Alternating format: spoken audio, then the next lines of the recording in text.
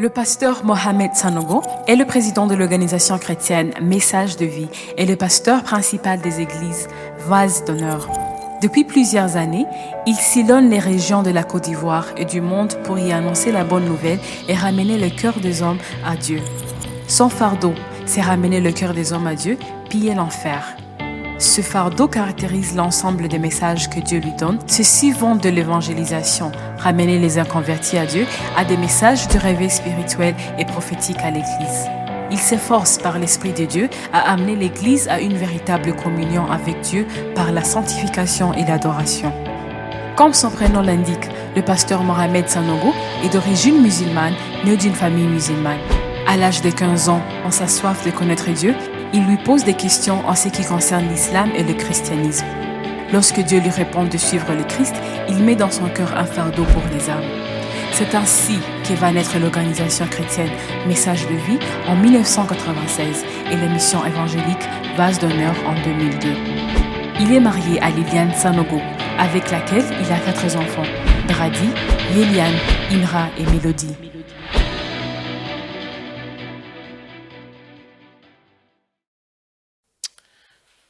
Gloire à Dieu, que le nom du Seigneur soit béni. Très heureux de me retrouver une fois de plus avec vous à la conférence Africa Arise and Shine. J'espère que par la grâce de Dieu, je pourrai bientôt, à la prochaine session, être physiquement à Kigali pour partager des bons moments avec vous. Dans ce beau pays qu'est le Rwanda. Mais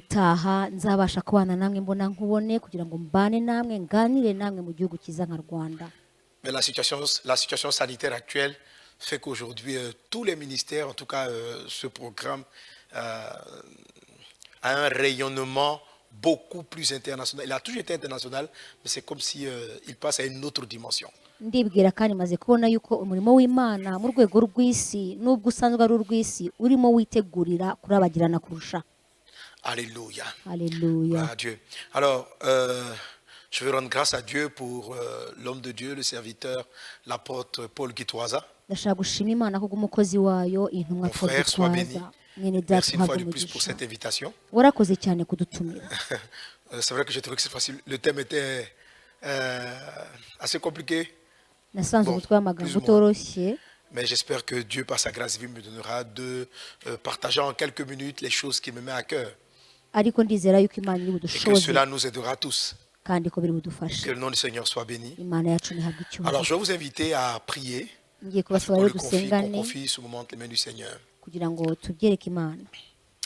Père Céleste, que ton nom soit béni, que la louange, la gloire, tout soit rendu au sein des siècles. Merci pour ta présence. Merci parce que tu conduis toutes choses. Saisis-toi de moi, Saint-Esprit. Dispose le cœur de tes serviteurs, de tes servantes. Oins-moi, Saint-Esprit. Mets les mots dans ma bouche. Parle à nos cœurs. Relève une génération d'apôtres, d'hommes et de femmes de Dieu qui impacteront, Seigneur Dieu, les nations. Merci, Père, pour tes bienfaits. Au nom puissant de Jésus-Christ de Nazareth. Merci, mon Dieu. Amen. Amen. Alléluia. Amen. Que le nom du Seigneur soit béni. Alléluia. Alléluia. Alors, le but général de la conférence, c'est la lumière qui doit briller à partir de l'Afrique. Et que ce continent, qui a longtemps été considéré, qui est toujours considéré comme le dernier, puisse entrer dans la prophétie du Seigneur, que les derniers seront les premiers. Amen. Les premiers seront les derniers. Et nous croyons vraiment l'atmosphère prophétique qu'il y a une saison particulière où l'Afrique va briller de toute sa lumière et devenir une grande bénédiction pour les nations. Et nous croyons que cette bénédiction est basée sur l'évangile de Jésus. Elle va apporter au monde la lumière de Christ. Je crois dans mon esprit fortement que les derniers grands évangélistes, les derniers grands pasteurs qui porteront l'évangile vers le reste des nations viendront pour la plupart d'Afrique. Alléluia. Aujourd'hui, en termes de progression de l'évangile, la terre d'Afrique reste un des territoires à atteindre et qu'il y a une très forte croissance du message de Jésus. Amen. Jésus revient bientôt. Nous devons préparer le monde à son retour afin que les gens rencontrent le Christ, afin que les personnes donnent leur vie à Jésus. Alléluia, se tournent vers Jésus.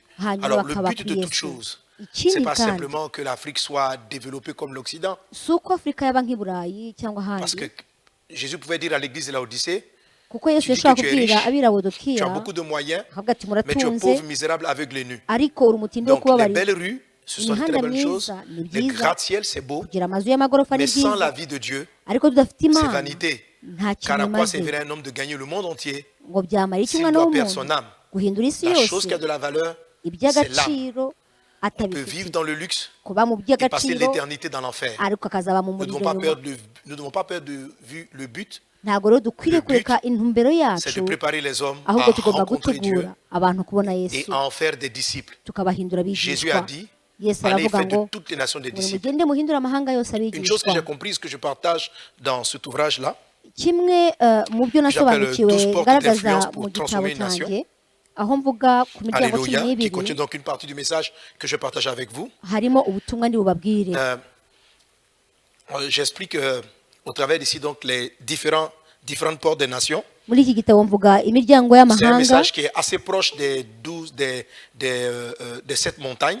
Voilà, mais si je vais sur 12 portes d'influence, voilà, basé sur le fait que Dieu dise que les nations sont écrites, sont présentées comme selon le nombre, pardon, je lis le texte, Deutéronome chapitre 32, verset 8. Il est dit, quand le Très-Haut donna un héritage aux nations,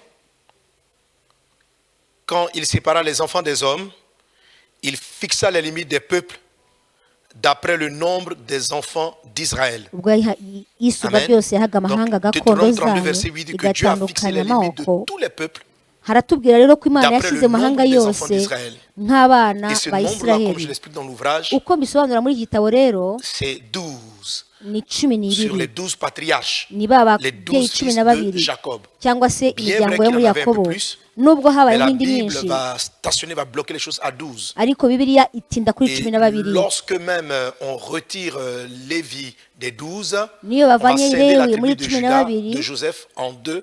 hanyuma pour pouvoir Yosefu retomber akagabanywamo aux 12. kabiri kugira ngo bongere bagire Et les 12 apôtres aussi, intumwa nazo malgré qu'après le départ de Judas, ils aient deux personnes qui soient capables de le remplacer, nubwo Yuda amaze ils gupfa ne hashyizweho abandi vont pas babiri oser aller à 13 apôtres, ntibashobora kugenda ari 13 mais ils vont choisir un seul, ahubwo bahisemo umwe deux capables, cyangwa ils se babiri choisiront un seul babashije pour en faire 12. kugira ngo bagumane umubare wa Donc, 12 ce nombre est assez particulier pour les nations. uyu mubare rero ntusanzwe Alléluia. haleluya Et dans cet ouvrage, kandi muri iki gitabo je présente différents domaines par lesquels une nation peut être influencée et peut influencer les autres. mvuga uburyo ishyanga ryahindura yandi Et ces 12 portes kandi iyo regroupent miryango tous les 12 secteurs d'activité. Tous secteurs d'activité igaragaza va ahantu se hose retrouver dans ces 12 dukorera portes. n'ibyo dukoreramo Et je présente dans ce livre comment kandi nkavuga toi muri iki qui gitabo œuvres dans un domaine d'activité, uburyo comme wowe étant uri ahantu cultivateur, ukorera pasteur, ushobora kuba uri umushumba chef traditionnel, ushobora kuba uri homme umukuru politique, w'umuryango ushobora homme kuba uri des uwa finances, politiki ushobora kuba uri distributeur. umugwizatunga Comment est-ce qu'au uburyo travers de ce domaine d'activité, tu peux être une source de salut, un élément pour gagner les âmes à Jésus? mu rwego ukoreramo ushobora guhinduka igikoresho cyo kugira ngo abantu baze kuri Kristo. Car l'objectif final, ce n'est pas simplement que ces secteurs-là prospèrent matériellement, kuko intego nyamukuru si uko mais batunga c'est cyane que ce soit des portes où l'Église, les chrétiens vont influencer, apporter les valeurs du ahubwo royaume, ni le ukugira salut ngo et les valeurs du royaume. abakristo bazagira agaciro kandi bagashyira no mu Et les bandi valeurs bantu du royaume nous donnent d'avoir une belle vie. kandi agaciro k'ubwami gatuma tugira ubuzima Alléluia. bwiza. Quelqu'un donne moi Haleluya. amen. hagira umuntu Alors umbwira si tu amena me suis avec cyane. moi, si tu m'entends bien, quand je dis est-ce qu'on est ensemble, tu vas claquer les doigts. rero nimvuga ngo turi kumwe Et ujye je te ugira vois en gutya esprit. ndabibona mu mwuka. Est-ce qu'on est ensemble? ese turi kumwe Soyez bénis dans le nom de muhabwe Jésus. umugisha mu izina rya Quelqu'un donne Yesu. un amen, prolongé. hagira umuntu uvuga ngo amena y'umurambararo. Amen. Amen. Gloire à Jésus. Imana ishimwe cyane. Alléluia. Haleluya. Alors donc, le contexte étant présenté, rero maze l'objectif kuvuga de mon ibyo message, turimo ce icyo n'est pas mvuga simplement que l'Afrique brille. On dit aujourd'hui l'Afrique a dépassé la Chine, l'Afrique est plus développée que la Chine. Non. si uko afurika twavuga ngo irarabagirana cyane yarenze ubushinwa nibyo ubushinwa burakomeye ariko ntibavuga kristo rero ubushinwa si urugero rwacu amerika ni abantu bakomeye cyane ariko bagomba kuzana ubutumwa uyu munsi barasa n'abari hasi bakeneye basa n'abakeneye yuko twazongera kubabwiriza ikindi gihe natwe kubw'uyu mwihariko rero kuri uyu muyaga w'impinduka yesu atanga inama isa naho itangaje ni nayo ndi bugendereho muri ubu butumwa nayivanye muri ibi byanditswe nayivanye mu gitabo cya Bishop Dag. Voilà le livre qui parle de la prudence du serpent. Aho avuga amakenga y'inzoka. Ce livre a été vraiment la source de mon inspiration. Ni igitabo cyampuguye cyane. Amen. Amen. Alors, dans le livre de Matthieu au chapitre 10 au verset 16. Mu gitabo cya Matayo igice cya 16. Nous allons ouvrir nos Bibles en Matthieu chapitre 10. Les Bibles en papier. Amen. Bibiliya yacu tugendana cyangwa se Bibiliya. Je vous envoie comme des brebis au milieu des loups. Soyez donc prudents comme des serpents et simples comme des colombes. Verset 17. Mettez-vous en garde contre les hommes, car ils vous livreront aux tribunaux et ils vous battront de verge dans leur synagogue. Alléluia. Alléluia. Donc Jésus dit au verset 16, voici je vous envoie. Jésus t'a envoyé d'aller annoncer le monde, d'aller annoncer au monde la bonne nouvelle de l'évangile. L'évangile est la lumière des nations. Jésus est la lumière dont que le monde a besoin d'avoir. La lumière pour le ciel, la lumière pour communiquer les valeurs du royaume. Alléluia. Et Christ nous envoie prêcher la bonne nouvelle. Amen. Et cette bonne nouvelle prêchée va avoir un grand impact. Parce que nous sommes celles de la terre. Si nous influençons positivement les continents, les nations, l'Afrique, le continent là où nous sommes, ces nations-là vont rentrer dans leur réelle destinée. Alléluia. Qui de participer à la gloire de Dieu. Alors Jésus nous dit, voici je vous envoie, et il dit je vous envoie comme des brebis au milieu des loups, c'est-à-dire je vous envoie dans un monde où le contexte est assez particulier, assez compliqué. Mais ce que je vous dis, je vous donne une sagesse. Soyez prudents. Et le mot prudent, bon, dans la version soyez prudents, c'est-à-dire soyez sages. Amen. Soyez prudents comme les serpents. Soyez prudents comme les serpents. Amen. C'est étrange de voir que Jésus prend pour modèle de prudence et de sagesse le serpent. Un animal qui a été maudit par Dieu lui-même. Un animal qu'on doit exécrer, qu'on doit détester. Jésus me dit de prendre pour modèle. Lorsqu'il m'envoie prêcher la parole de Dieu, lorsqu'il t'envoie influencer le monde, il te dit fais attention, prends pour modèle le serpent. Alléluia. Et la colombe. Mais ce qui va m'intéresser aujourd'hui, c'est la prudence ou la sagesse du serpent. Est-ce qu'on est ensemble?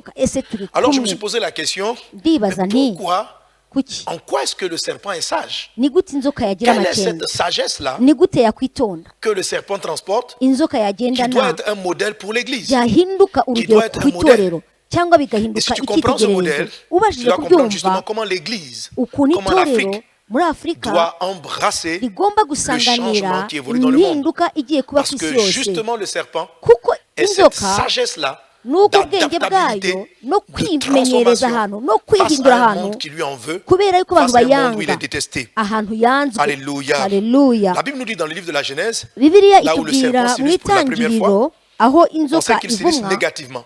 En première chose, la Bible dit, le serpent était le plus rusé de tous les animaux des champs. Genèse chapitre 3 verset 1. Donc c'est un animal qui avait beaucoup de ruses. Et nous savons que la ruse, c'est une forme de sagesse utilisée pour le mal. Donc il y a un fond de sagesse, sauf que c'est une sagesse qui est orientée vers le mal. Et ce n'est pas ce dont le Seigneur nous demande de parler. Alors, le serpent va séduire Adam et Ève. Et Dieu va le condamner. Dieu va le juger. Dieu va le défavoriser entre tous les animaux. Au verset 14 de Genèse 3, il est dit, l'Éternel Dieu dit au serpent, puisque tu as fait cela, tu seras maudit entre tout le bétail.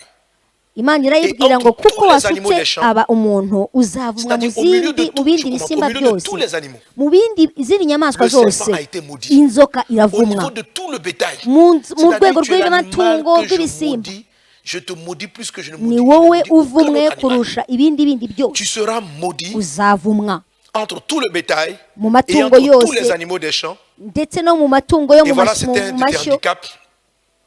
Tu vas marcher sur ton ventre et tu mangeras de la poussière tous les jours de ta vie. Donc l'animal serpent a des problèmes. Il va dire, je mettais inimitié entre ta descendance et ta descendance. C'est vrai que ce passage nous parle du diable. Mais il utilise le terme qu'on utilise aussi pour les serpents et ce n'est pas fortuit, ce n'est pas vain. Alléluia. Effectivement, de nos jours, le serpent est l'animal le plus détesté. Amen. Dans un endroit, si vous êtes là, et puis on dit serpent, ce seul nom là, serpent. Les peureux fuient, et puis d'autres cherchent des cailloux pour pouvoir le tuer. C'est-à-dire que sa présence ne laisse pas indifférent. Savoir qu'un serpent dans un endroit crée des émotions. Le tuer, s'enfuir. Le tuer, s'enfuir. Donc il est détesté. Et Dieu dit que la descendance de la femme va écraser la tête du serpent. Effectivement, de tout temps, les humains cherchent à tuer les serpents. Ils les rencontrent. Ils le tuent. Pas pour se nourrir, mais simplement parce qu'ils refusent de voir son existence. Sur le plan morphologique, le serpent est défavorisé. Il n'a pas de pattes. Il rampe. Et vous savez que les serpents n'ont pas d'oreilles. La plupart des serpents n'entendent pas. Donc il est sourd. Il fait la plupart des choses avec sa langue. Et il rampe dans son Donc de tous les animaux des champs, il est extrêmement défavorisé. Pourtant, si vous regardez dans vos cahiers de recherche, vous allez vous rendre compte que le serpent est un animal qui n'est pas en voie de disparition. Le serpent n'est pas en voie de disparition. Le serpent se multiplie. Le serpent ne disparaît pas. Si vous regardez dans la plupart des grandes villes, les gros animaux, comme le lion, l'éléphant, on ne les voit plus. Mais quelque part, non loin de chez vous, il n'y a pas de lion. Mais il peut avoir un serpent. Là où les autres animaux ne sont plus, l'animal que tout le monde cherche à tuer existe. Il est présent. Il est présent et il continue de se développer. Dieu nous dit, c'est une sagesse. C'est une sagesse. Avec quelle sagesse? L'être le plus détesté arrive à se confondre dans la nature, continue de se multiplier. Tu as dû remarquer que Dieu n'a pas dit soyez sages comme le lion, soyez sages comme l'éléphant, soyez sages comme l'aigle. Il dit soyez sages comme le serpent. Quelle est cette sagesse du serpent? Alléluia. Gloire à Dieu. Alors on a de nombreuses caractéristiques de la sagesse du serpent et on va essayer de parcourir quelques-unes. Nous pourrons faire avancer le royaume de Dieu. Nous multiplier.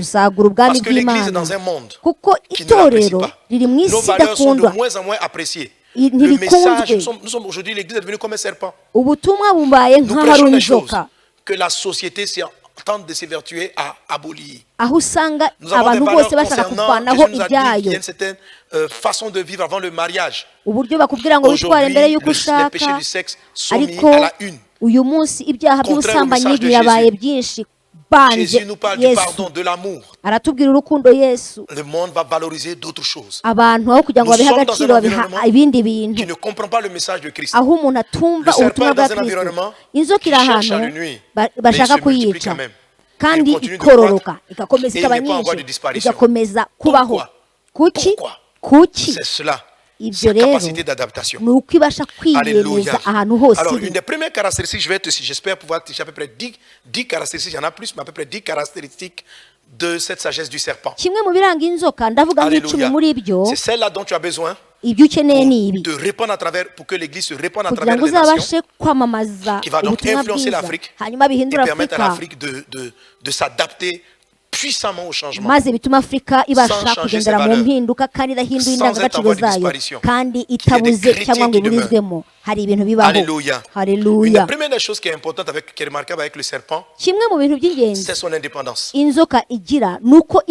C'est son indépendance. Le serpent se prend en charge. Vous n'allez pas voir des serpents, un serpent qui tue un animal pour un autre. Généralement, lorsque les femelles serpents mettent au monde, elles abandonnent leurs œufs si elles sont ovipares. Les petits sortent et ils se débrouillent. Vous n'allez pas voir des serpents, une maman serpent marcher avec 10 serpents, 10 petits serpents derrière elle. C'est-à-dire que dès qu'elle met au monde, l'enfant qu'elle a mis au monde est autonome. Il est peut-être vulnérable, mais il arrive à se prendre en charge. Le serpent forge une forme d'autonomie, une forme de dépendance. Il fait en sorte qu'il n'a pas besoin de personnes pour vivre. Alléluia. Si l'Église, en tant qu'homme de Dieu, si tu veux développer ton ministère, si tu veux croître, tu dois être sage comme le serpent. C'est-à-dire, par exemple, ne pas dépendre des banques. Ne pas dépendre des gens pour ta survie. Le petit serpent, tôt, serpent, je ne sais plus comment on l'appelle. Amen.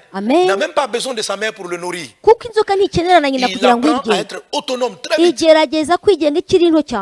La Bible dit que la main qui reçoit est sous l'esclavage de la main qui donne. Une des choses qui amène l'Afrique à être dominée et à être contrôlée, kimwe mu bintu gituma Afrika ituma ihora imeze nk'ibaswe nuko igendera ku bintu, igendera ku bantu benshi no ku bindi bihugu byinshi, ikagendera ku mfashanyo, ikagendera ku bifasha hano. Ntabwo Afrika yivomamo ibyikeneye bifite intege. Akayo kagato nubwo kabasha kugenda gakururinda, nubwo kakiri gato kiyitaho ubwako, ntabwo kajya kubaza ahandi. Vous voyez la mère aigle qui vient, qui va chercher à manger pour ses enfants. Mais ça ne fait pas pour les petits serpents. Ils apprennent très tôt à se prendre en charge. Je te demande d'avoir cette sagesse. Ne sois pas une église qui soit en train d'écrire à des partenaires. Venez nous apporter le financement pour ceci. Aidez-moi à mener tel projet. Tout chrétien qui veut bâtir une vision, en tendant la main autour de lui, est un chrétien indépendant. Et toutes ces personnes qui te donnent auront une influence sur toi. Je connais beaucoup d'ONG chrétiennes qui sont aujourd'hui qui ont perdu l'évangile. Une plus grande ONG chrétienne qui à un moment donné pour recevoir le financement s'est rendue dépendante des pays. Et une fois qu'ils ont apporté le financement, ils ont pris les conseils d'administration, ils ont imposé des administrateurs et ils ont enlevé la substance des fondateurs. La main qui reçoit, Proverbe 12-24 dit, la main des diligents dominera, mais la main lâche sera tributaire. Ngo ukuboko k'umuyobozi kuzakomera ngo ariko ukuboko k'umupfapfa kuzagira ibibazo. L'apôtre Paul pouvait dire, ses mains ont pourvu à mes besoins et aux besoins de ceux qui sont avec moi. Pawulo akavuga ati aya maboko yaramfashije kandi afasha n'abo twari turi kumwe. Alléluia. Ariko ntiyagendeho gusa, amatorero yabashaga kumufasha, ariko Pawulo aravuga ngo niyo batamfashaga nabashaga gukora ibyo ngomba gukora. Il faut être capable de réfléchir comme ça. L'Afrique doit être capable de réfléchir à cette façon de faire. C'est la dépendance qui tue. C'est la dépendance qui tue. Et je te donnerai encore d'autres vertus du serpent qui font que c'est l'animal qui arrive à survivre dans toutes les conditions. Vous trouvez des serpents. Vous avez des serpents d'eau. Vous avez des serpents de désert. Vous avez des serpents dans la neige. Vous avez des serpents d'arbres. Quel que soit le type d'environnement, mais vous ne trouverez pas des éléphants dans tous les environnements. Vous ne trouverez pas des poissons dans tous les environnements. Vous avez même des poissons, même des serpents au fond des océans. C'est un animal extraordinaire qui, malgré qu'il ait été maudit, Alléluia. Arrive à se prendre en charge. Et c'est comme cela qu'on s'adapte. Pour ce qui concerne l'Afrique, l'Afrique doit partir elle doit adopter la sagesse du serpent. Alléluia. Elle doit adopter la sagesse du serpent. Conseil de Jésus. Quelqu'un est-il avec moi? Donnez-moi amen à Jésus.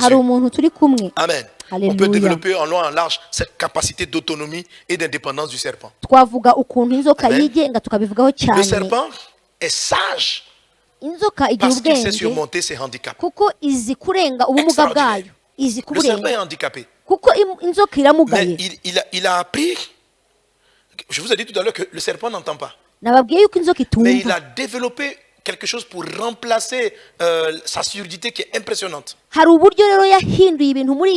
savoir quel type d'animal est en train de passer à côté. Il a appris, lorsqu'il souffle les serpents, lorsqu'il dépose la tête sur le sable, de sentir le type de vibration, des choses qui passent autour de lui. Donc, il a comblé le handicap de la surdité par sa capacité, comme il est au sol, à sentir le type de vibration au sol.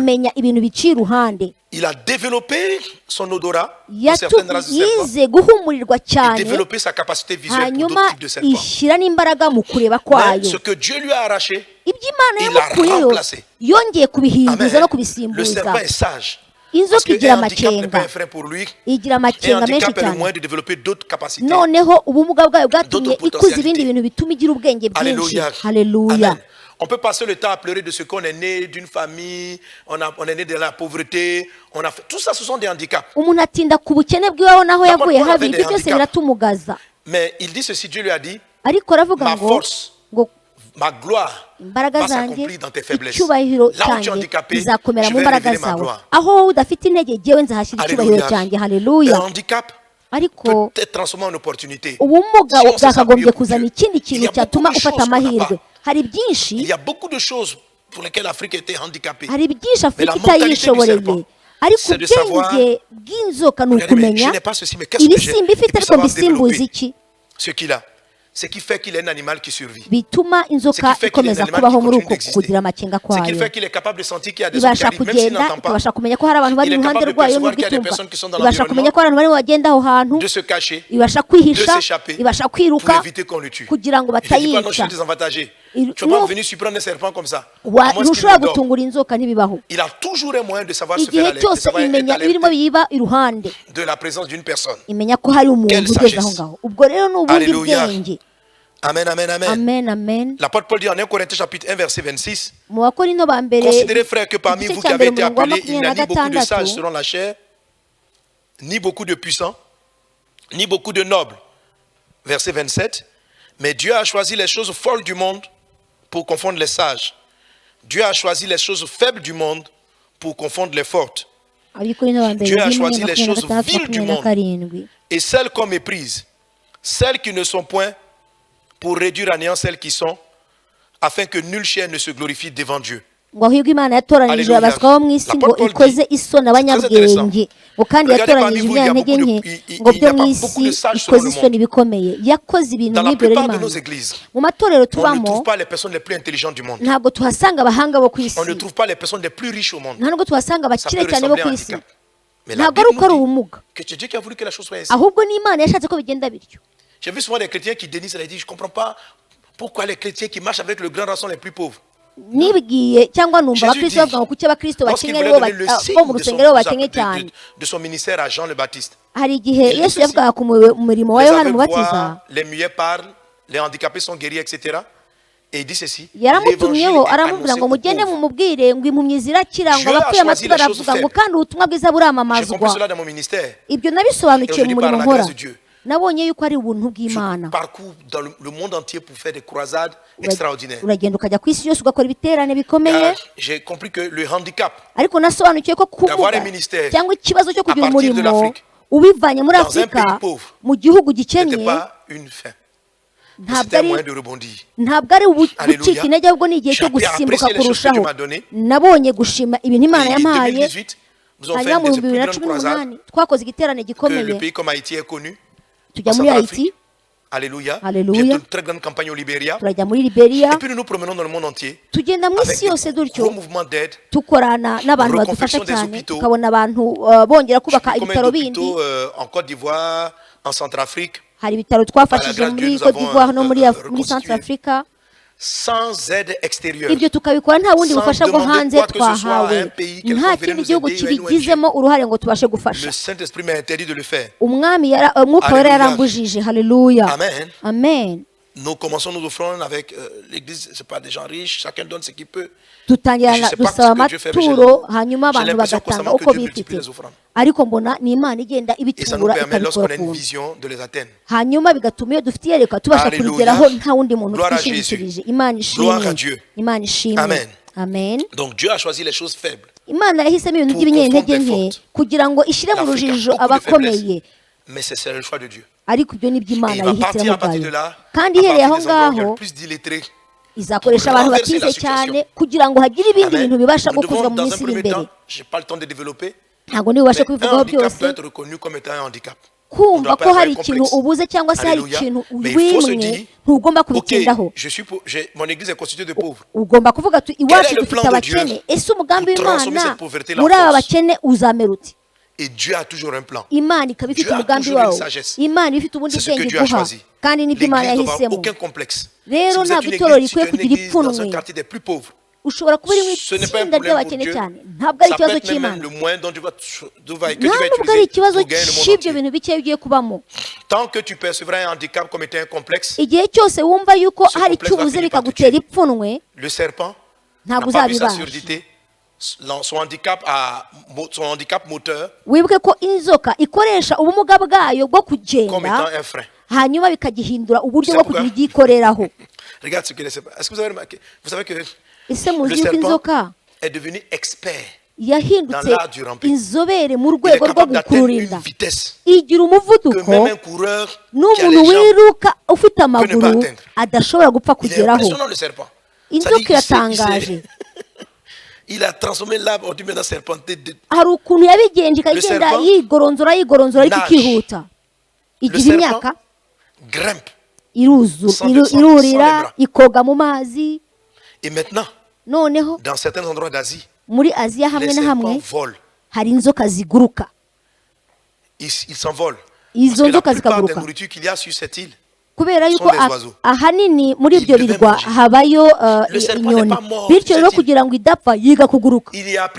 Yize kuzamuka mu biti, yamera kugera ku mashami ikareba neza ukuntu yemera, hanyuma ikabukururira inyuma, hanyuma ikijugunya imbere cyane, hanyuma ikarereta mu kirere, ikaba yasingira inguge cyangwa inyoni iri hakurya kugira ngo ibashe kuyikura noneho yizane hahandi ku ishami.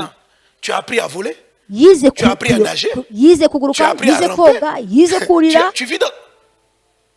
Ça dit que le fait que Dieu lui a enlevé les jambes, c'est comme si Dieu lui a donné une opportunité. C'est pourquoi je vous ngo ndaboherereje ngo mumeze nk'intama ngo mu masega ngo ariko mugire ubwenge nk'ubw'inzoka. Une troisième caractéristique de la sagesse du serpent, icya gatatu ku bwenge bw'inzoka, le contentement. Kuneze, kunyurwa. Alors une des choses que j'ai vu avec il y a une île qu'on appelle l'île aux serpents. Hari akarwa kitwa karwa k'inzoka.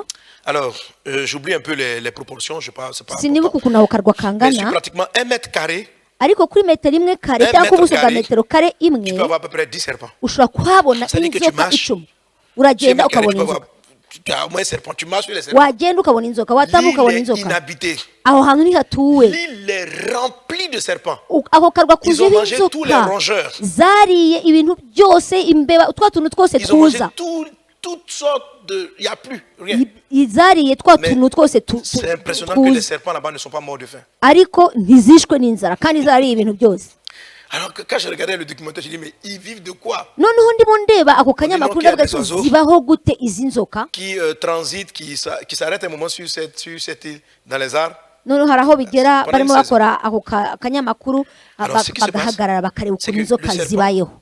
C'est l'animal qui peut manger très peu. Inzoka yarya bike. Une fois qu'il a mangé, yamara kurya 1 mois, 2 mois. Ikamara amezi abiri itongera kurya. Il se contente de très peu. irya Le serpent n'a pas besoin de beaucoup de choses. Alléluia. Il n'a pas besoin de beaucoup de choses. Amen. Alléluia. Alléluia. L'apôtre Paul parle ainsi à 1 Timothée chapitre 6 verset 6. C'est ce que j'appelle donc le contentement. Paulo abivuga muri Timothée wa mbere gatandatu que la piété avec le contentement. Le contentement, c'est l'art de savoir se réjouir avec ce qui est très petit. Et la Bible dit, c'est une grande source de gain. Alléluia. Non seulement il y a des faiblesses, mais je dois pouvoir bénir Dieu pour les faibles commencements, pour les petites églises, pour les petites choses. On va pas être complexé. Je vois souvent des Africains qui arrivent d'Europe, quand ils arrivent, mais pourquoi il y a ce type d'homme? C'est le peu que les gens ont. À partir de là, s'ils sont contents, la sagesse, la prospérité va les amener à un autre niveau. Le contentement, c'est l'art de savoir vivre aussi avec très peu. Amen. C'est l'art de savoir vivre avec très peu. C'est pas parce qu'on est... tu es pasteur. Si tu as une voiture, gloire à Dieu. Si tu n'en as pas, marche. Si tu as un car, profites-en. Si tu n'en as pas, gloire à Dieu. L'apôtre Paul dit, j'ai appris à vivre dans l'abondance. Paulo aravuga ngo namenye kubaho mu byinshi no mu bike. Inzoka nayo nuko ishobora kuba ahantu hari ibintu byinshi ikabona ahantu hari ibintu bikeya. Ifite ubwenge kandi ifite kunyurwa kandi igatuza iyo idafite n'ibyo kurya iratuza. Ni inyamaswa itangaje. À la fin, tu as envie de te demander, est-ce que Dieu l'a vraiment maudit? None se kuki Imana noneho twebwe yaratuvumye? Ese twe twaravumwe? Ushobora kubyibaza. Haleluya. Un des animaux les plus détestés. Inyamaswa yanzwe ariko ikabasha kubaho ntizanabure ku isi na rimwe. Quatrième caractéristique du serpent, icya kane kiranga inzoka, c'est l'adaptabilité. Ni uburyo ibasha kubaho igeze, uburyo aho igeze ibasha kubaho. Je dis cela. Amen. Il s'adapte. Aho igeze il est capable il s'adapte par exemple avec sa mue. Ibasha kugendera ahantu uko hameze, noneho uko hameze ikabasha kuhagendera gutyo. Ushobora kubona inzoka y'irindi bara, ntabwo ihinduraguranya ibara nk'uruvu,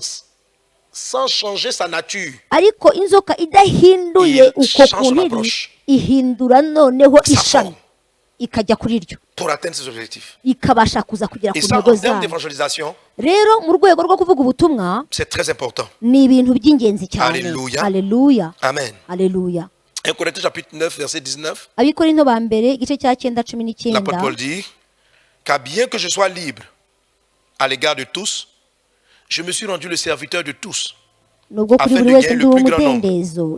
Avec les Juifs, j'ai été comme des Juifs. Afin de gagner des Juifs. Avec ceux qui sont sous la loi, comme sous la loi, car que je crois que je ne sois pas moi-même sous la loi, afin de gagner ceux qui sont sous la loi. Donc je reprends verset 20. Avec les Juifs, j'ai été comme Juif, afin de gagner les Juifs. Avec ceux qui sont sous la loi, comme sous la loi. Quoique je ne sois pas moi-même sous la loi, afin de gagner ceux qui sont sous la loi. Avec ceux qui sont sans loi, comme sans loi, quoique je ne sois point sans la loi de Dieu, étant sous la loi de Christ, afin de gagner ceux qui sont sans loi. J'ai été faible avec les faibles, afin de gagner les faibles. Je me suis fait tout kuri bose nabaye byose kugira ngo mu buryo bwose nkize bamwe na bamwe. Kandi ibyo byose mbikora kubw'ubutumwa ngo mfatanye n'abandi kubwabwo. Haleluya. Une des grandes raisons de la survie et de la multiplication du serpent, kimwe mu bituma inzoka yororoka ni uburyo ibasha kuba aho igeze, uburyo ifata ishusho y'aho iri, à s'envoler quand il faut voler, ikaguruka bibaye ngombwa kwiguruka, igakururinda bibaye kwikururinda, ikoga bibaye ngombwa ko yoga, ayikurira aho bigoye ko yurira, aho gufata kwishama aho igomba gufata kwishami. Ubwo buryo bwo kwifata ahantu hose ikahaba hamwe no kubasha kurya no kubasha kororoka. Je te lis quelque chose d'un documentaire d'éleveur de serpents. C'est vraiment hari ikintu nasomye nanone cyangwa nabonye muri ya documentaire yo kuri kakarwa capable de choisir quand est-ce qu'il va féconder et accoucher. igihe izima kandi n'igihe izabasha guturaga. Amen. Il a dit, je lis ce documentaire là, il a dit, le serpent est un animal à sang froid qui fait partie des reptiles. En effet, doté d'une colonne vertébrale, la température de son corps est particulière. Okay. Voilà. L'intelligence de la femelle en la matière fait que cette espèce animale est la seule à être en mesure de décider quand elle souhaite porter un enfant. En effet,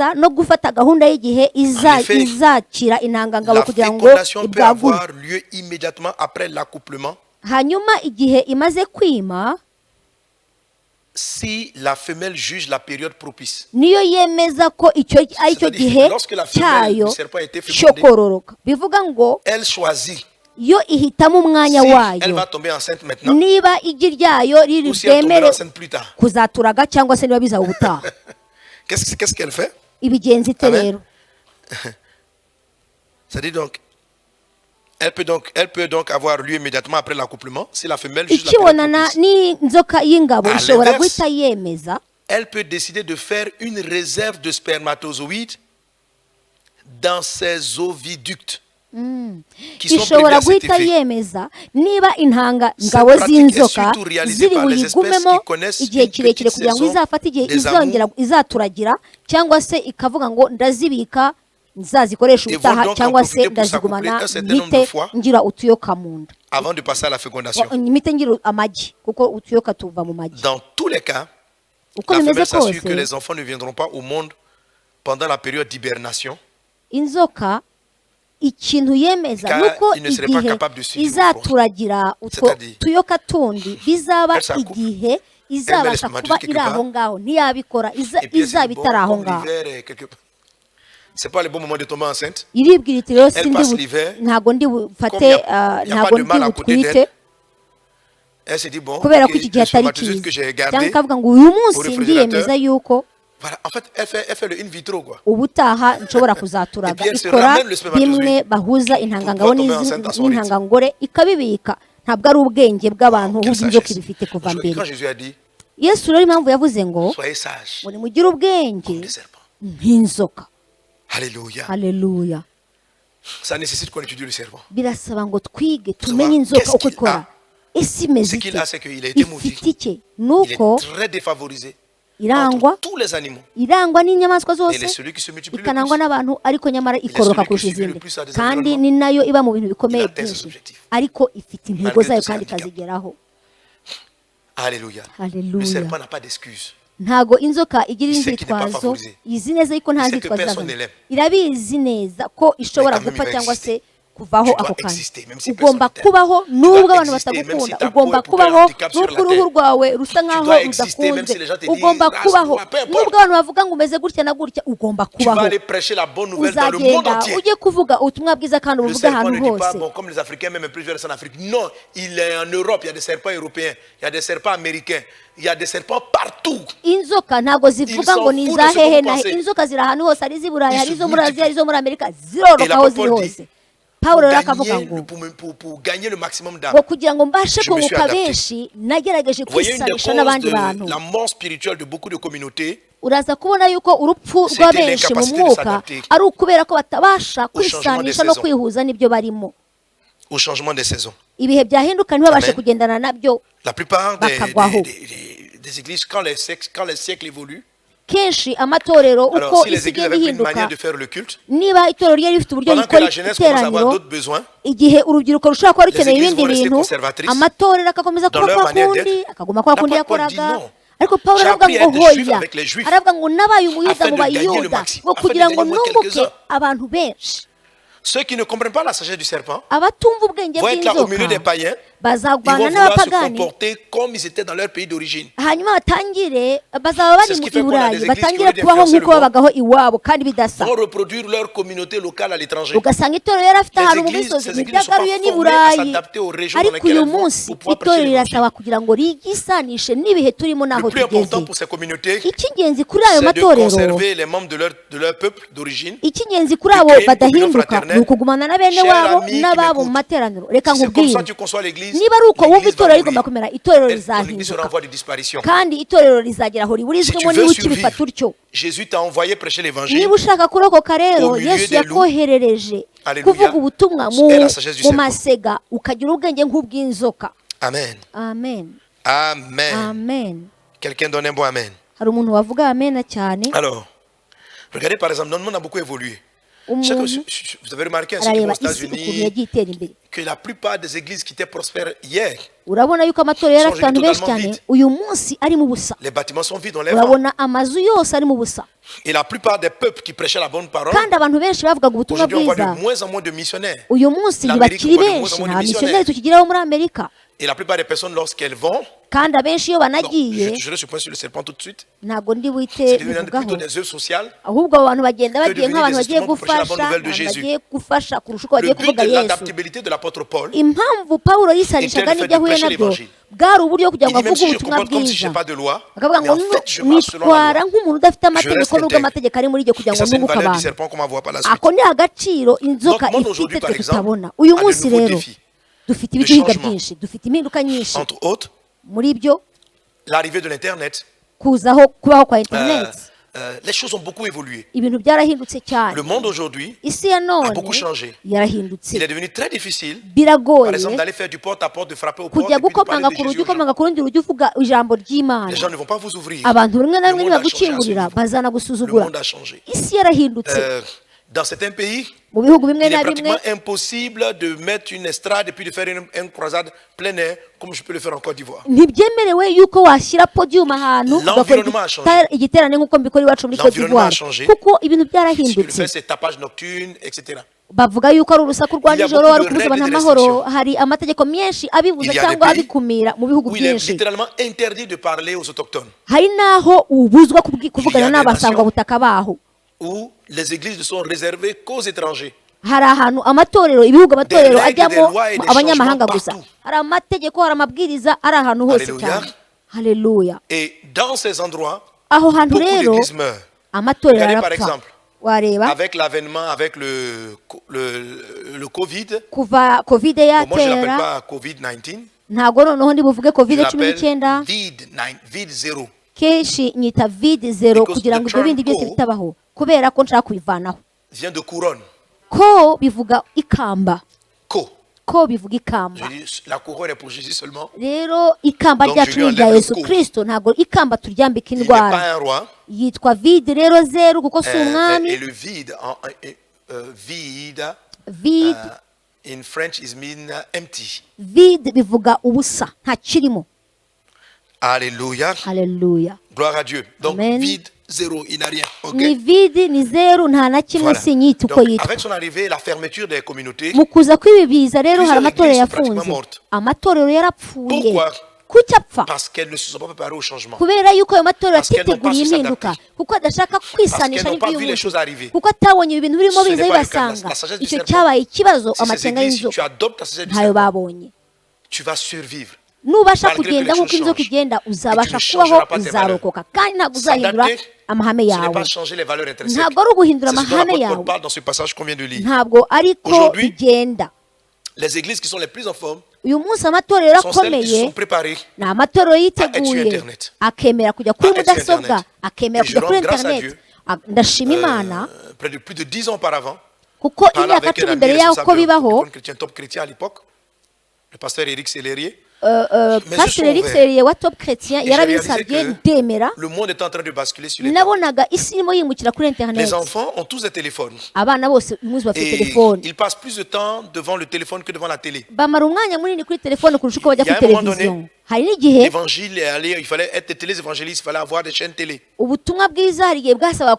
les choses sont en train de changer. Il y a des personnes qui vont aller là-dessus, mais ils vont tellement investir financièrement qu'ils ne sont pas capables de rebondir. Il y a toujours des gens qui sont adeptes des anciennes méthodes. Ils n'ont pas la sagesse du serpent, qui est capable de remarquer que les choses peuvent être différentes. Et nous devons continuer à prêcher la bonne nouvelle de Jésus. J'ai changé ma manière d'être pour pouvoir correspondre aux nouvelles exigences sans changer mes valeurs, sans changer mon message. Prêcher Christ. Il ne faut pas que l'Église se confonde au monde. Nous ne sommes pas du monde. Nous sommes dans le monde, nous ne sommes pas du monde. Nous avons un message et nous avons des valeurs. Alors, un défi de grand changement qu'il y a aujourd'hui, c'est le défi digital. On évalue aujourd'hui la population mondiale près de bientôt 8 milliards d'habitants. Et les personnes qui sont en ville, c'est près de 56%.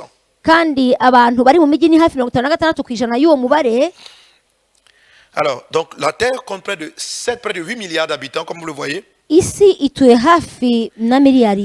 aujourd'hui, le nombre d'utilisateurs de téléphone est à près de 5,22 milliards. 5,22 milliards. Soit près de 66,6% de la population mondiale. C'est-à-dire que le monde entier s'est retrouvé dans un village. Plus de la moitié de la population a un téléphone. Wow. Et on évalue à près de 4,66 milliards la population mondiale qui va sur Internet. C'est-à-dire 59,5% de la population mondiale va sur Internet. Et à peu près 4,20 milliards qui utilisent les médias sociaux. Est-ce qu'on comprend? Alors, et là-dessus, il faut savoir que 96,6% des 4 milliards d'internautes ont entre 16 et 64 ans. 64 ans. Wow. Merveilleux.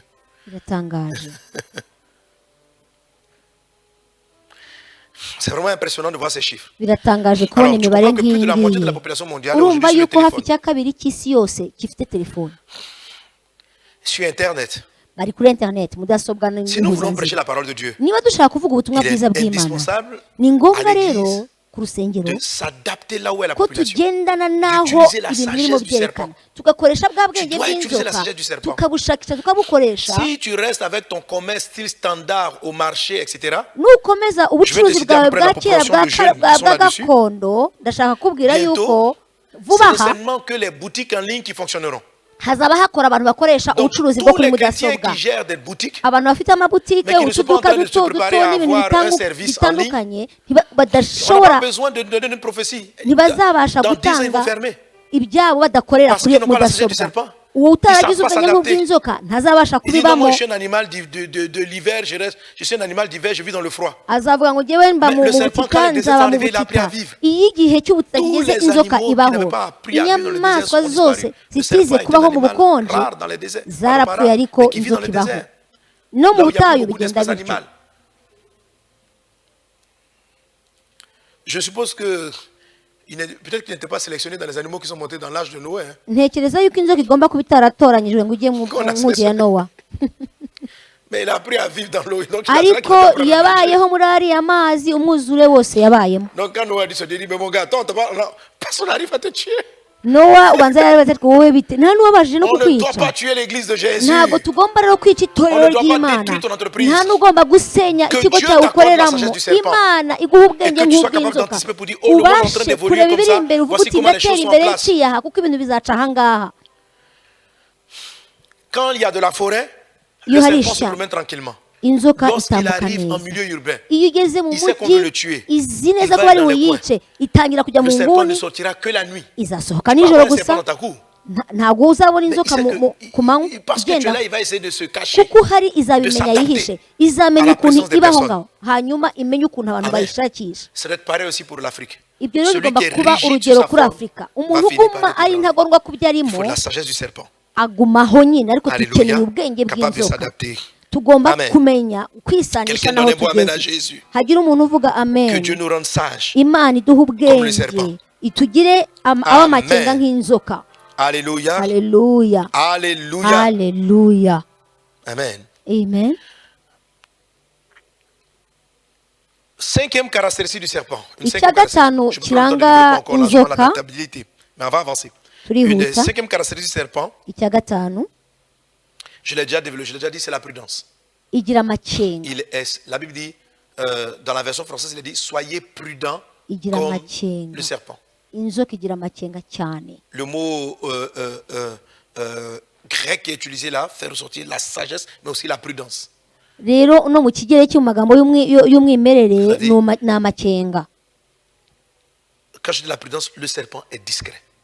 Inzoka igira ibanga iritonda cyane. Quand je vois tout ce que le Seigneur fait, je veux les mettre sur internet, je veux que tout, et puis l'esprit me dit ibintu byose urabona ushaka kubishyira kuri internet ni biki. Umwuka arambwira ngo ugomba kumenya ngo ibyo ushyira kuri internet ni ibiki, mukamenya yuko abantu batabakunda kuko mudafite umwuka umwe n'uwabo.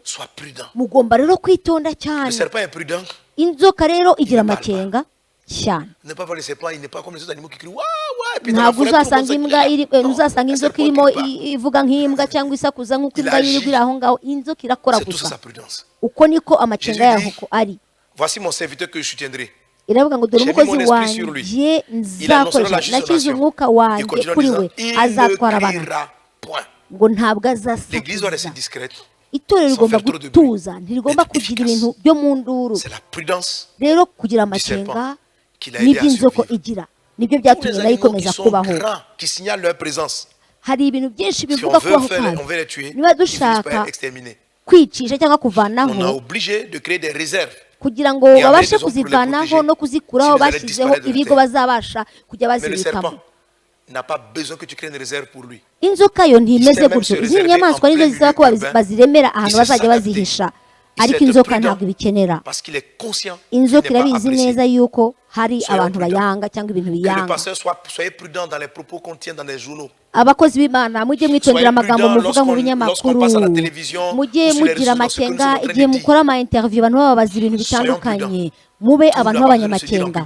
Ntabwo ibintu byose bipfa kuvugwa, ahubwo hari ibintu bivugwa bikavugirwa mu ibanga cyangwa se bikavugwa hatari imbaga nyinshi. Yesu yarazamukaga cyane, abantu bagashaka kumutegera ku byo yavuze, ariko Yesu ntiyaguye muri iyo mitego. Bakamubaza uko ibintu bigenda muri politiki cyangwa mu bindi bintu. Hari abandi bantu bashaka kumugusha mu mitego bakamubaza ibibazo. Mfite inshuti yanjye y'umupasitori tuziranye, yarashimye Imana avuga isaha umuntu yari yaramuhaye, hanyuma mu gihugu cye baza gusoresha iyo saha ko atari yaravuze agaciro kayo, ariko yabivuze muri televiziyo, baraza barayimusoreshereza arayihomba.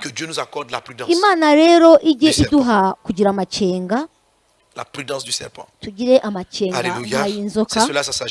Uko niko nibwo bwenge bwayo. Gatandatu, bisa no kwisanisha naho iri, noneho no kwibeshaho. Kwibeshaho mu buryo ubwo aribwo bwose, mu nzira zose. Amen. Iyo mvuze kwibeshaho, ndashaka kuvuga kugira imbaraga zo kurinda uriwe cyangwa se inzoka igira yo kurinda ikiricyo. Izabasha kuguruka, inzoka izabasha guruka nk'ifi, hanyuma igenda yoge mu mazi. Le serpent ne cesse pas à être un singe. Inzoka ntizahinduka inguge, ariko izabasha kugenda nk'aho inguge zarimo zigenda. Il reste lui-même. Inzoka iba yo. Le serpent survit. Ibaho. Survivre, kandi muri uko kubaho kwayo ni uko iba ishaka kurinda ubuzima bwayo, iba ishaka kurinda uko iteye. l'église ne doit pas perdre sa nature. ntabwo itorero rikwiye guta umwimerere waryo, ntabwo rigomba guhinduka nk'ishyaka, ntabwo ari ONG, ntabwo ari ishyaka. Yesu aravuga ngo nzubaka itorero ryanjye ngo kandi ngo amarembo y'ikuzimu ntazagira icyo ahatwara. Rero itorero rya Kristo riranyeganyega, iyo rihindutse rikamera nka politiki rero riba ritari itorero. Aravuga ngo ubwami bwanjye ntabwo ari ubwo muri iyi si, niko Yesu avuga. Rero kwisanisha cyangwa kugerageza kubaho aho turi ntabwo ari ukuvuga ngo duhinduke ab'isi, ahubwo ni ukumenya indangagaciro zacu n'amahame yacu n'ubutumwa bwa Yesu, amaraso ya Yesu. Ntabwo wabivana mu Mukristo. Ntabwo ari uko isi uyu munsi yemera ubutinganyi cyangwa se ubusambanyi mu rundi rwego itorero rizahindura ubutumwa bwayo. Oya, buzaguma ari ubutumwa. Nubwo twakwangwa, tuzananizwa kubikora, ariko ntibizahinduka. Tugomba kugumana intego zacu, tugomba kugumana amahame yacu, tugakora ibyo tugomba gukora. Mu byo nababwiye dukora hari ibikorwa byo gutabara no byo gufasha abababaye. Noneho muravuga ngo pastor, iyo mweretse amavideo yanyu, ese mwashyiraho video ariko ntimushyireho aho mwigisha, mukerekana aho mutanga ibintu, mukerekana ukuntu mwubakira abantu, uko mugaburira abakene, uko mufasha abantu bafite ubumuga runaka. Il dit, pasteur, mais si on montre tout cet aspect de compassion, ça suscitera davantage de donateurs. Akadusobanurira ko tugaragaje ubwo bugwaneza n'ubufasha dutanga byatuma abantu bakorwaho bakazatanga byinshi, ariko ngo ntidushyiremo Yesu. On te voit aussi prêcher Jésus. Ariko tukubona uvuga Yesu, hari abantu batazemera gutanga kubera yuko mwavuze. Je veux pas leur argent. Ndamubwira nti ntibazayaduha n'amafaranga bashaka. Ayo mafaranga ntayo dushaka azaza. Je ne veux pas de cet argent. Sinshaka amafaranga ambwira ngo simvuge Yesu kugira ngo aze. Amen. Amen. L'apôtre Paul dit, je n'ai voulu qu'une chose parmi vous. Paul aravuga ngo hari kimwe nashatse muri mwebwe, ni Yesu Kristo navuze muri mwe, kandi Yesu Kristo wabambwe.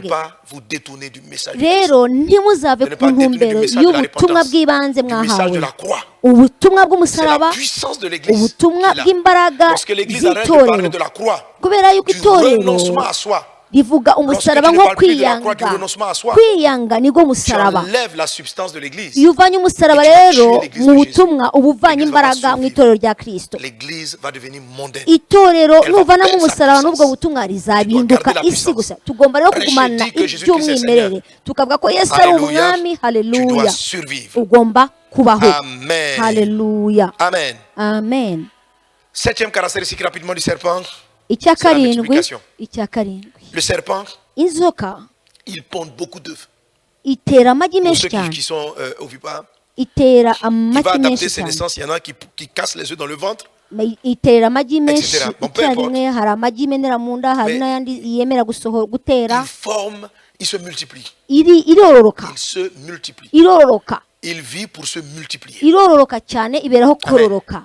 C'est la multiplication. Kororoka. Les églises doivent croître. Amatorero agomba kuba menshi, agomba kugwira, tugomba kugira amatorero menshi. Jésus a dit Yesu aravuga ngo l'église doit croître. Ngo itorero ryayo rizakure. Tugomba kwagura ubwami bw'Imana. Tugomba gushaka kugira amatorero menshi cyane, tukagira amatorero ibihumbi n'ibihumbagiza aho turi. Tugomba kubishaka tukabigira muri intego zacu, kuko yaravuze ngo nimwaguke, nimutegeke, nimutware. Kubera yuko gutegeka, gutwara bihabwa abenshi. Est-ce qu'on est ensemble? Quelqu'un donne un bon amen. Hagira umuntu uvuga amen. Est-ce qu'on peut claquer les doigts? Quelqu'un donne un bon amen. Hagira umuntu ugura gutya. Alléluia. Amen, amen. Huitième point. Umunani. Le disciple. Ni guhindura abigishwa cyangwa kugira abigishwa. Parce qu'un serpent se reproduit vraiment tous les animaux se reproduisent selon leur espèce, mais c'est-à-dire quand le serpent a pondu lorsqu'il y a eu des petits, ils sont pratiquement comme la maman. Ariko iyo inzoka yazituraze cyangwa yateye ayo magi, iyo zije ziza zisa nkayo nyine. C'est une stratégie importante dans la croissance de l'Église. Rero ni rimwe mu mahame akomeye abaho mu kwaguka, bikabikorwa vuba na vuba. Hakabaho abana, abahungu n'abakobwa bo mu mwuka ubyaye nawe. Donc c'est la multiplication. Habaho rero kwaguka, kororoka, kandi kororoka kw'abigishwa ugashyiraho ingamba zituma abantu bagwira baba benshi vuba na vuba. Ubundi kuba umukristo si ukugira abantu autonomes pour le si royaume. abantu bakugenderaho kabahora bakugenderaho ubwo ni abantu bazabasha kwigenderaho abantu bari mu bintu ukora bari mu kazi ukora bari mu byo ukora ariko ni abantu bafite imbaraga zo kwibeshaho nabo ubwabo. Haleluya. Imana yaduhaye ubuntu mu gihe kitageze ku mwaka tugira amatorero ageze 100 la pandémie. Nubwo habayeho iki kiza comme on a adapté maintenant on a carrément des églises en ligne uyu munsi kuko twashyizeho amatorero menshi mu rwego rwa online dusanga ibintu byaguka cyane twirengagije iriya vide zero 100% en ligne. abantu bose bakorera kuri mudasobwa. Nabwiraga abana banjye ko tugomba gushyiraho abigishwa babasha gukora kandi bagakorera kuri mudasobwa mu buryo bwihuse cyane. Kubw'ubuntu bw'Imana rero birakora neza. Nanjye ntangazwa no kubona ukuntu bangana. Hari abatubwira ati dufite abigishwa muri iki gihugu, dufite abigishwa hano na hano, dufite abigishwa ahantu hose. Abantu bose bari kuri mudasobwa, abantu bari muri internet kandi umuntu ashobora kubwiriza ubutumwa ukabwira ubutumwa umuntu uri mu gihugu cyafunze imiryango yacyo. Ufate telefone ye muri izo groupe dufite kuri mudasobwa n'abashumba bacu bari kuza mudasobwa. Tumaze kubona abigishwa benshi cyane mu bihugu by'Abarabu kandi bemera. Nta torero rifatika rihari ariko hari iteraniro yo mu rwego ruri virtuel cyangwa se bwo ku murongo abantu bakaganira ijambo ry'Imana, abantu bagashyiraho gahunda bagakora imirimo itandukanye. Hanyuma tubasha gufungura amatsinda hirya no hino akorera kuri mudasobwa ku isi yose.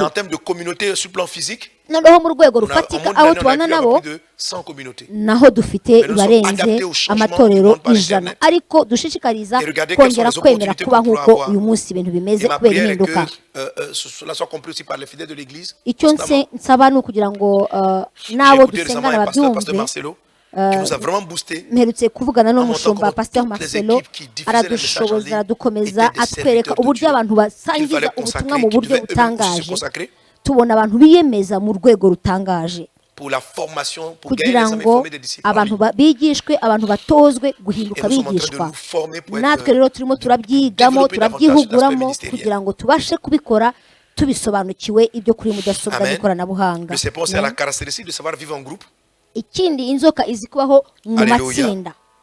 Voilà, amen. Amen. Et puis ce que j'appelle le changement, j'appelle ça mue en fait, le fait de pouvoir muer. Ikindi kintu nita yuko ibasha guhinduka mu buryo bufatika n'uburyo igenda. De la sagesse du serpent, il y en a encore plus. Hari byinshi navuze kimwe gusa ariko turaza guhagarara hano. Imana ibahe umugisha. Turasenga Imana hanyuma dusobanukirwe kurushaho ibyo Imana yavuze.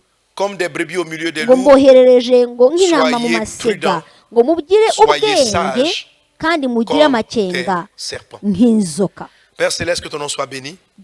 Merci pour la sagesse de ta parole. Merci pour la richesse de ta parole. Merci parce que tu nous enseignes au travers de ta parole. Accorde-nous cette sagesse, la sagesse du serpent, afin que dans un monde en perpétuel changement, que nous puissions continuer de croître, de nous développer. Quand bien même le monde nous haïra, nous rejettera, nous continuerons de croître et de faire avancer ton royaume. Nous prions pour l'Afrique, afin que dans ce monde en grand changement, tu accordes à nos leaders, Afrika uha abayobozi bayo n'abanyafrika bose imbaraga zo guhinduka abigishwa no kubasha kwisanisha n'ibintu no kwihuza n'ibintu, kurinda amahame yacu ndetse no kubasha kwibeshaho na bya bindi byose twarebye Mana. Icyubahiro ishimwe n'ikuzo n'ibyawe ibihe n'ibihe mu izina rya Yesu. Amen. Muhabwe umugisha. Amen.